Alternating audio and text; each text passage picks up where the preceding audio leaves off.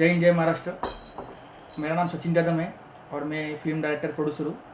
मेरे प्रोडक्शन नाम है क्लीन मेटर एंटरटेनमेंट और मेरा पिक्चर जल्दी आने वाला है मराठा क्रांति। सर आप नमस्ते, मेरा नाम है विशाल विजय पडवल। मैं मराठा क्रांति का as a lead role actor हूँ। ओके सर, सबसे पहले हमें बताइए कि फिल्म किस बारे में होगी, किस तरह का टॉपिक होगा फिल्म का, क्योंकि जैसे आपने बताया कि बहुत ही इंटरेस्टिंग सब्जेक्ट है और जो हमारे देश में करंट सिचुएशन चल रहा है रेप के ऊपर, बहुत सारे देश में रेप हो रहे हैं, तो उस बारे में बताइए कि क्या पूरा टॉपिक है फिल्म का। सर, कोपर्डी में 6 साल पहले या 5 साल पहले बलात्कार हुआ था हमारी माता बहनों के ऊपर।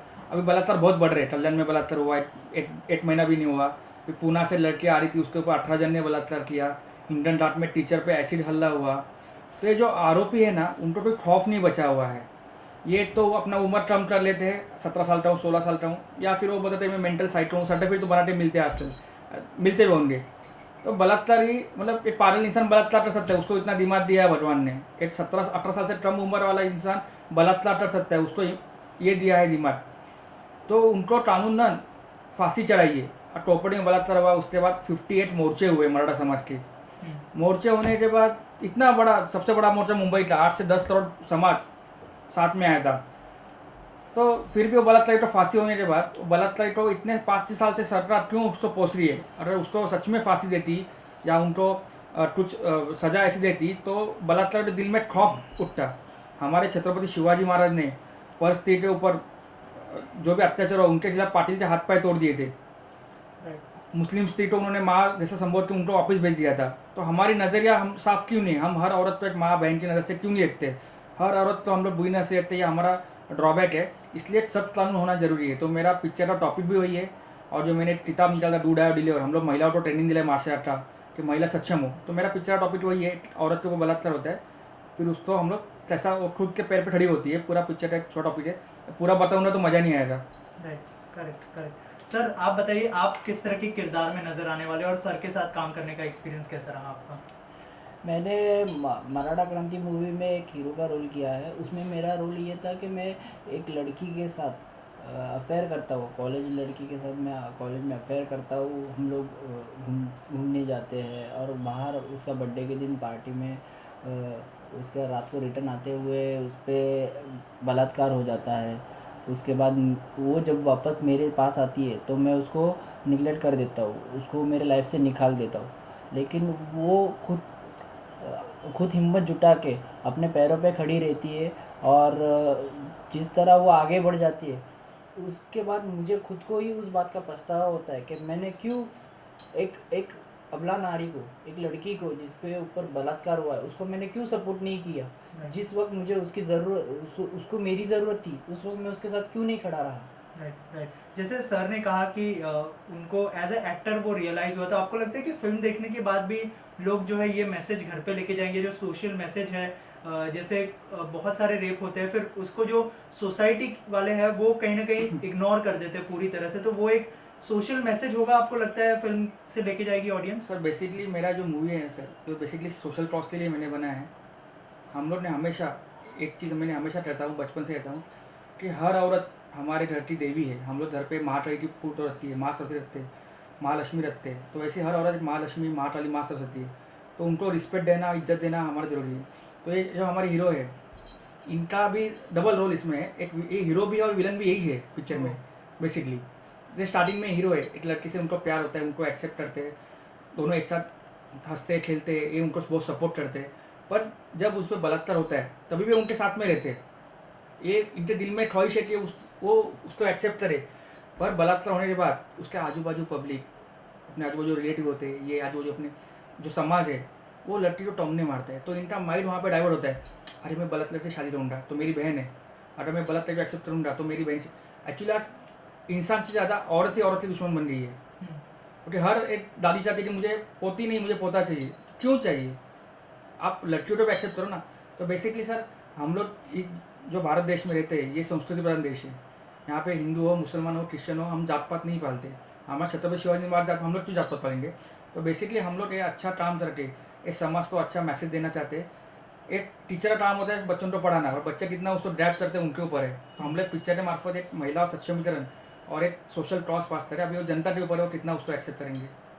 सर आपसे जानना चाहूँगा कैसे जो है सर के साथ मुलाकात हुई, कैसे ऑन बोर्ड आए फिल्म के अंदर? जैसे सचिन जी ने बताया कि कोई और एक्टर था इससे पहले, फिल्म बंद करनी पड़ी और फिर शुरू हुई फिल्म, आप कैसे ऑन बोर्ड आए फिल्म में और कैसे मुलाकात हुई हमारी आपकी? मुलाकात एक हमारे जो प्रोड्यूसर है संदीप राय, उनके थ्रू हुई थी।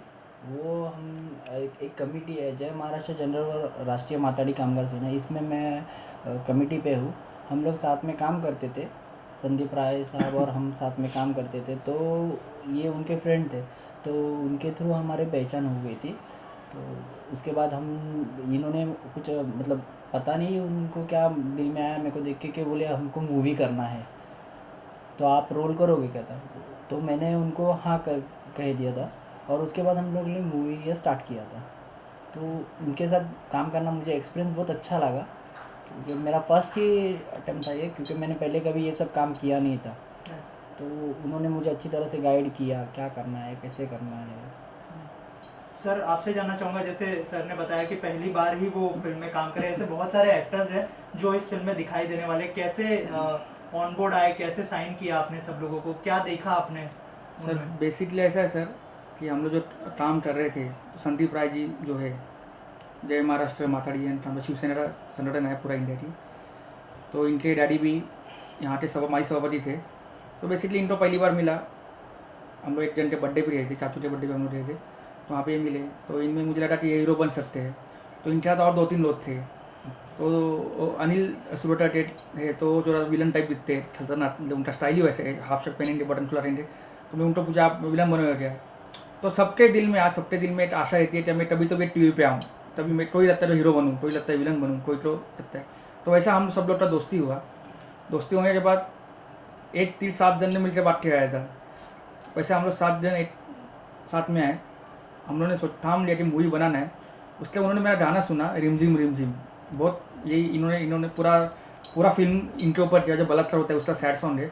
तो गाना सुन के पूरे सब लोग रोए थे गाड़ी में, हम लोग शॉपिंग के लिए इनके कपड़े गए थे, रोए थे। उनके बाद हमारा कॉन्फिडेंस बढ़ते गया गाना सुनने के बाद। उसके हम लोग साथ में आए। फिर हीरोइन एक्चुअली हमारे पास ऑडिशन पे आई थी, मैंने 2 साल पे ऑडिशन लिया था, तो मैंने हीरोइन को सिलेक्ट किया था वो टाइम पे। तो वैसे हम लोग चलते। बाकी आर्टिस्ट जो थे, जैसे अभी हीरोइन की माँ थी, तो हीरोइन की बहन थी, हीरोइन डैडी थे, तो इनके मम्मी जी इनके डैडी थे, तो इनके पड़ोल नगर में सब लोग थे। तो सब लोग अपने आप काम करते थे पिक्चर में, सबको इन्वॉल्व करते गया। तो ट्राउड चाहिए था, तो इनका पूरा पड़ोल नगर। फिर हम लोग उदयन महाराज, छत्रपति उदयनराजे भोसले के पास गए, छत्रपति शिवेंद्र महाराज के पास गए, फिर छत्रपति संभाजी महाराज के पास, तीनों महाराज जो मराठा समाज थे, जो नेतृत्व रहते हैं, तो छत्रपति शिवाजी महाराज, छत्रपति संभाजी महाराज जो 13वें वंशज है, तो तीनों भाई को एक साथ पिक्चर में लाना बहुत मुश्किल था, उनको कन्विंस करना। पर इनके दुआ से सब लोग, मतलब माता भाई भवानी की दुआ से सब हो गया। एक्चुअली आपको एक खास चीज़ बोलता हूँ, हम लोग ने जो शूटिंग चालू किया था, तुलजा भवानी का प्रतिरूप मंदिर है ये कर्जत में है। जो एक बाबा थे उधर, तो उनके ख्वाब में तुलजा भवानी आई थी, तो उन्होंने उनको दर्शन दिया था कि आप मुझे यहाँ पे बिठाइए। तो जो तुलजा भवानी का माता थे, जो जिसने मूर्ति बनाया, उन्होंने यही मूर्ति बनाया, तो उन्होंने यहाँ मूर्ति वहाँ पर स्थापन की और उनकी पूजा की। तो उनके मंदिर में मैंने शूटिंग चालू की। और मराठों की कुल देवता ही माँ तुलजा भवानी है, महाराष्ट्र आधे देवते हो, तो उनके आशीर्वाद से ही पिक्चर बनते गया, नहीं तो पिक्चर नहीं बनता था, पॉसिबल नहीं था। राइट। इसके अलावा बहुत ही कम बजट में फिल्म बनी है, तो उसको लेके कितने चैलेंजेस थे कि बजट भी कम लगे और जल्द से जल्द शूटिंग खत्म भी हो जाए? एक तो सर लॉकडाउन था, हाँ। तो कैमरा लाइट सब अवेलेबल थे, गाने रिकॉर्डिंग थे, राइट। और खाना पीना फूड जो था, तो हम लोग साथ में शूटिंग के बाद हम लोग साथ में बैठ के कांदा काटते थे, हम लोग ही खाना बनाते थे। तो रात को हमारा पार्टी भी होता था, एंजॉय भी करते थे। तो ऐसा सब लोग के हाथ बाहर लगे इसमें। मैं अकेले ने मूवी नहीं बनाया हूँ, सिर्फ नाम एज अ डायरेक्टर हूँ, पर ये हम लोग सभी डायरेक्टर, सभी प्रोड्यूसर है, हम लोग सभी मिलजुल के हम लोग ने मूवी बनाई। हमने सब ने मिल के काम किया, जो भी करना है, मतलब जो भी एक्सपेंसेस है वो सब लोग मिल के किए। जो भी हो वो हमने खुद मिल के, मतलब खाना बनाना रहेगा या कुछ भी हो, और जो भी मतलब रूम बोलो या कोई प्लेस या कोई गार्डन या कुछ भी, हम लोग सब स्पॉट्स सब डिसाइड करके खुद हमने ना रेंट पे लिया ना कुछ भी, अपने एफर्ट लगा के जहाँ पे पहचान में या कि कम रेट में मिलेगा उस रेट में लेके हम लोग सब काम मूवी स्टार्ट किया। इसलिए बोला हमारा मूवी कम बजट में हुआ, क्योंकि लॉकडाउन भी था और अपने को लॉकडाउन में किसी को ज़्यादा परेशान भी नहीं करना था, किसी को तकलीफ भी नहीं देना था, इसलिए हम लोग अपने हिसाब से जितना खुद को सेफ रख के और जितना हम लोग कॉन्फिडेंटली कर सकते थे उतना हमने करने की कोशिश की। बेसिकली कहावत है मराठी में, वेड़ा तो मराठी वीर दौड़े साथ।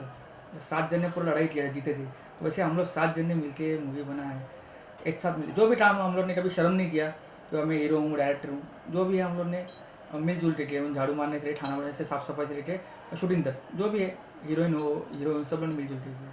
राइट। और कोविड का टाइम था, जैसे आपने कहा कोविड के टाइम पे शूट किया गया, तो उस टाइम पे क्या प्रिकॉशंस लिए थे आप लोगों ने कोविड को लेकर? स्पेशली जो है सरकार ने जैसे कहा था कि कम लोग होने चाहिए शूटिंग पर, और सैनिटाइजर और ये सब RT-PCR सारा कुछ करना था, तो आप लोगों ने मतलब उसको लेके कितना ध्यान रखा था? हम लोगों ने सब तैयारी की थी, मतलब पूरा सैनिटाइज़र सब अवेलेबल था वहाँ पे। सोशल डिस्टेंसिंग का बहुत ज़्यादा हम लोगों ने पालन किया, और हम लोग शूटिंग टाइम पे बहुत सारा गैप लेते थे, इवन सेफ्टी रखते थे, डेटॉल यूज़ करते थे, और शूटिंग के बाद वहाँ पे सब स्प्रेड करते थे। हमने इसलिए मूवी में ज़्यादा क्राउड नहीं दिखाया हाँ। क्योंकि उस लॉकडाउन में सेफ्टी भी ज़रूरी था और सोशल डिस्टेंसिंग भी, तो हमने मूवी में ज़्यादा किसी कैरेक्टर को लिया हुआ नहीं है, तो जितने भी पब्लिक थे उसमें हम लोग ने मैनेज कर लिया था सब। इवन हमारे साथ 2 डॉक्टर भी थे, इवन मेरी डैडी एक खुद MD है, तो डॉक्टर भी साथ में थे, हम लोग ने एन टाइम पे भी जरूरत पड़ी। राइट। आखिर में जो है फिल्म कहाँ पे रिलीज करने का प्लान है? क्योंकि थिएटर्स आज से खुल गए हैं, आज 22 तारीख है, तो आज से थिएटर शुरू हो गए, तो क्या प्लान्स है आप लोगों के? क्या थिएटर्स की तरफ जाएंगे या फिर OTT प्लेटफॉर्म पर रिलीज करने का प्लान है आप लोगों का? अभी तक तो ऐसा कुछ नहीं, क्योंकि अभी लॉकडाउन अभी जस्ट खत्म हुआ है, तो थिएटर अभी खुले हैं, तो जैसे सेंसर हो जाएगा वैसे हम डिसाइड कर देंगे कि थिएटर पे लगाना है क्या, क्योंकि थिएटर में भी लगाने के लिए अभी कुछ भरोसा नहीं, क्योंकि वापस लॉकडाउन होए या ना होए, तो इसलिए अभी तक हमने ऐसा कुछ डिसाइड नहीं किया है। OTT पे या फिर अपना एक ऐप पे या फिर थिएटर, ये तीनों में से किसी पे भी हम लोग रिलीज Basically, करने वाले हैं। अक्षय कुमार ने जब अभी OTT पे लॉन्च किया था, बेल बटन लॉन्च किया था, बेसिकली वो नहीं चल पाई OTT पे, रिकॉर्ड उसका जो मीडिया TRP था बहुत खराब आ चुका है। अभी गवर्नमेंट ने रूल बनाया कि एक पब्लिक यहाँ पे बैठेगी, 2 सीट छोड़ के दूसरा बोल बैठेगी, तो बेसिकली पब्लिक और जो हमारे मेरे कुछ OTT वाले उनसे हमारा मीटिंग हुआ, डायरेक्टर लोग से हमारा मीटिंग हुआ, तो और 1-1.5 साल तो ऐसे ही चला जाएगा थिएटर पूरा खुलने में। तो बेसिकली हम लोग ज़्यादा करके OTT पे ही जाएंगे, और एक नया कुछ सस्पेंस लेके कुछ एक पब्लिक को कुछ बड़ा हम लोग कुछ चीज़ देने वाले हैं, जो हमारे व्यूअर्स है उनको जो हम लोग गिफ्ट देने वाले हैं, बहुत सारे प्राइजेस रखे हुए हैं, उसके ये बारे सब में वो अगर सब सस्पेंस है। तो हम लोग एक सेंसर होने के बाद ऑफिस एक बार प्रेस कॉन्फ्रेंस देंगे, उसमें हम लोग जो भी बता देंगे। राइट। और लास्टली कुछ कहना चाहेंगे ऑडियंस को आप दोनों, अगर कोई मैसेज देना चाहे ऑडियंस को? बेसिकली ऑडियंस तो इतना ही मैसेज है मेरा कि आप ये मूवी एक बार ज़रूर देखिए। इसमें हमारे तीनों महाराज जो हमारे देवत है आज महाराष्ट्र के, वो तीनों महाराज हमारे साथ में हैं, उनके ब्लेसिंग है। जितने भी मराठा संगठन है वो साथ में है, जितने बहुजन संगठन है वो साथ में है। तो बेसिकली हमारे घर में भी औरतें हैं, हमारे घर पे भी माँ बहन है, तो उनको सेफ्टी के लिए, उनकी सुरक्षा के लिए, मतलब कानून में जो बदलाव हो, इसलिए हमने मूवी बनाई। तो आप एक बार मूवी ज़रूर देखिए। सर ये मूवी देखने के बाद जो जो भी ये जो स्टोरी है, उस स्टोरी को मायने रखते हुए जो बदलाव होना चाहिए फ्यूचर में, वो रियल लाइफ में भी होना चाहिए। मूवी ना मूवी तक रहे, तो मूवी रिलीज़ होने के बाद पब्लिक देखे, और पब्लिक ने देखने के बाद रियल लाइफ में भी उसको अपने इंक्लूड होना चाहिए, क्योंकि बदलाव तो चाहिए। आज जो भी हो रहा है अपने समाज में, अपने देश में जो कुछ भी हो रहा है, वो बदलना चाहिए। वो बदलने के लिए हम लोग ने लॉकडाउन में मेहनत करके ये मूवी बनाया है, क्योंकि हमें कुछ एक अच्छा संदेश पब्लिक तक पहुंचाने का था। तो वो आज शायद इस मूवी के ज़रिए जा सकता है। जितना पब्लिक हमको सपोर्ट करेगी उतना अपना देश भी बदलेगा और अपना समाज बदलेगा। जो आज बलात्कार हो रहे हैं या जो भी क्राइम हो रहे हैं, वो सब कम, बंद तो पूरी तरह कुछ होने वाला नहीं है, लेकिन कुछ कम हो सकता है। ये हमारा इंटेंशन था, बाकी सब तो अपने पब्लिक के ऊपर है। Thank you so much and all the best.